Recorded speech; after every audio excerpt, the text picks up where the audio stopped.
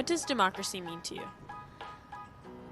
Democracy to me is where everyone gets a say, so it's like the voice of the people. For me, democracy, I guess it just means everybody has an equal say, everybody feels represented, everybody feels like their vote matters. I think we have to not sit on the sidelines. And it's hard because you don't feel like you make a difference, but I think if you look locally, it can make a difference. Oh, democracy, and here we are outside of Independence Hall. It means government by the people, for the people, and of the people. It's government for the people. Wow, they really know their stuff. I'll definitely let their history teachers know. But the American story of democracy starts long before 1776. It starts with a fundamental question. What happens when a government stops listening to the people it serves? My name's Kyria Alexander, and I'm from Philadelphia, a city that knows a thing or two about how democracies are born. And it all began with a fight over taxes.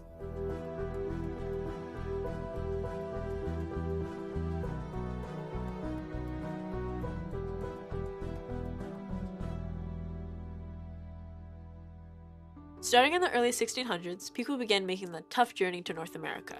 English settlers founded Jamestown in 1607, looking for gold and land, and the Pilgrims landed at Plymouth Rock in 1620, seeking religious freedom. They established 13 separate colonies under British rule, but life here made them fiercely independent. For a long time, Britain basically left them alone, with loosely enforcing laws in the American colonies. Fast forward, the French and Indian War, or 7 Years' War, was kicked off in 1754. It was a massive global conflict between Britain and France, along with their Native American allies, fighting over control of large amounts of land in North America. And when Britain won in 1763, they were drowning in debt. So what did?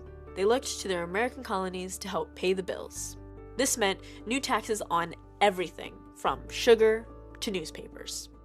Now, a lot of people think the revolution was just about not wanting to pay taxes, but it was deeper than that. It was about a broken promise. As British subjects, colonists believed they had a fundamental right. No taxation without representation. You can't be taxed by a government you have no voice in. But here, in the colonies, that's exactly what was happening. Their own government was treating them like ATMs, not citizens. So, how do you push back against the most powerful empire in the world? You don't just send an angry text, you have a secret meeting. You meet somewhere like this, Carpenter's Hall. Think of it as the original revolutionary headquarters. In 1774, delegates from 12 colonies secretly gathered here. This was the first Continental Congress. Guys like John Adams and George Washington weren't here to complain. They were here to build a unified resistance. They organized a massive boycott of British goods and sent a direct petition to King George III. It was the first time the colonies acted as one.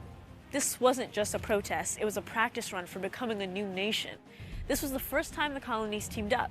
It was like the Avengers assembling, but with more wigs and fewer superpowers. But going from a protest group to an actual country is a big step. To get an even deeper understanding of this pivotal time, I spoke to Dr. Andrew Shankman, a historian specializing in early American history.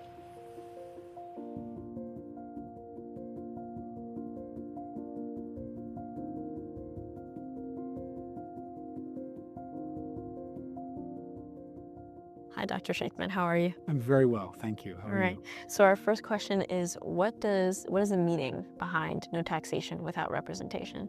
Yeah, I mean, that's obviously a central claim they would argue. They would say we shouldn't be taxed without representation. And what the colonists were saying is, if a government is going to take away a portion of our property, we have to have a say in choosing what that government is. Thinking that if we can't choose the government, if we have no say over what this government is, if it begins to tax us in ways that are dangerous, we can't do anything about it. And it could begin to tax away all of our property, and we would become then unfree. And so what they were arguing is the body that's taxing us, the English Parliament, we don't get to elect that Parliament, we don't get to send representatives to that Parliament, and so it shouldn't be taxing us. What ways did they affect people? The taxes themselves are not that difficult to afford. As I said, it's more about the fact that it's this unrepresentative body doing it, which in theory then could later, say, pass really hard taxes to pay for. And so just before the revolution starts, you get the British government really cracking down and punitively punishing the city of Boston, for example, where there's that tea party, they dump all that tea. They dump the tea because it's taxed. They want to show they're not going to have anything to do with taxation. And American colonists are forced to conclude if the British government can just essentially, almost destroy a city when they're standing up for what they think of as their most valuable rights, this government is very dangerous. So at that point, it's not even about the taxes. It's about the idea that, in fact, they think that this is just becoming an autocratic and tyrannical government that will not respect their rights. That's very frightening to them. And indeed, they make it clear that it's not just about Boston, it's about all of the colonies at that point. So that's, I think, what's the most worrying. So the Constitution, as many things in our government, are extremely hard to change. So why do you think that they wanted it to be that way? There are mechanisms to change the Constitution. There's an amendment process. But you're right, it's very difficult. It's only happened 26 times. And since the first 10 of them happened in the first 2 years, that's, not very much, right? There's no easy way to say it. The people who framed the Constitution were actually worried about there being too much popular, passionate democracy.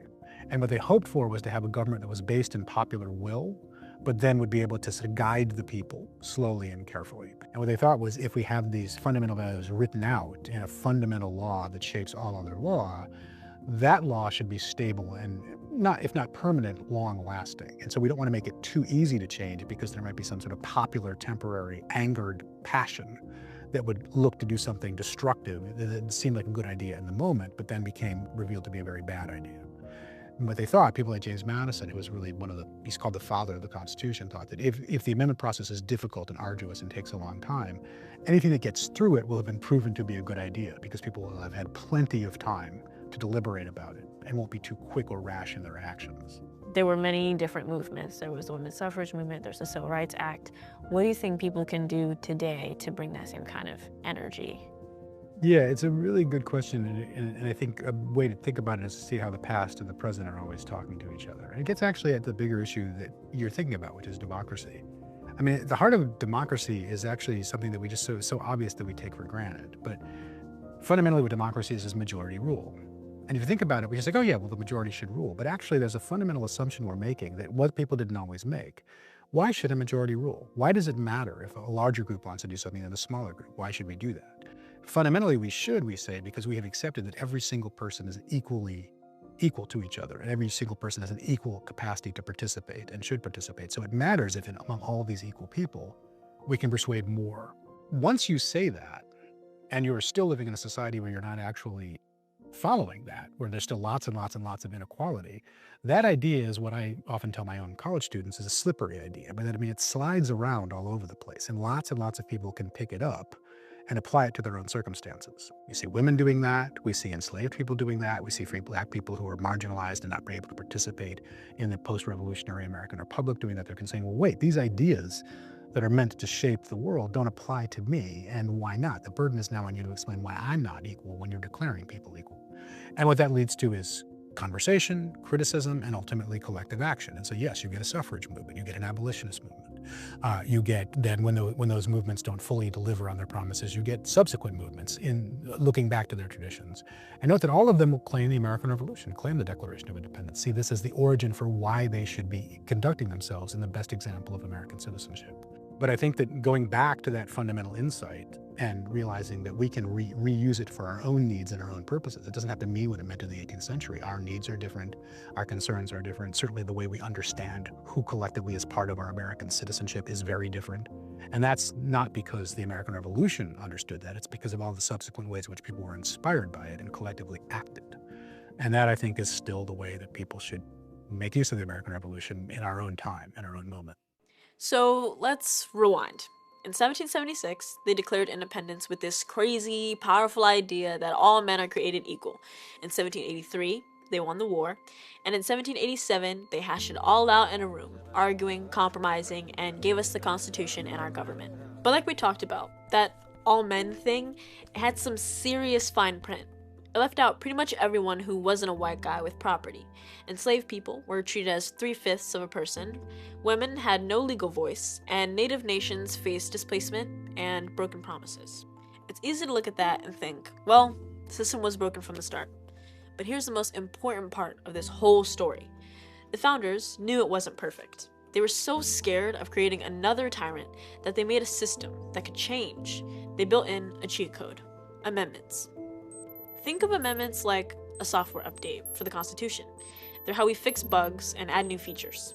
The 13th Amendment in 1865, that was an update to abolish slavery. The 14th Amendment in 1868, that guaranteed equal protection under the law. And the 19th Amendment in 1920, that gave women the right to vote. But those constitutional updates didn't just magically happen. They were fought for from the very beginning. People who were left out of "we the people" refused to be silent. They launched a different kind of revolution, one for inclusion. Even before the ink was dry on the Constitution, free black writers like David Walker and Frederick Douglass used their words as weapons, holding America's hypocrisy to account, demanding the country live up to its own ideals. And women like Susan B. Anthony and Ida B. Wells were not waiting for an invitation.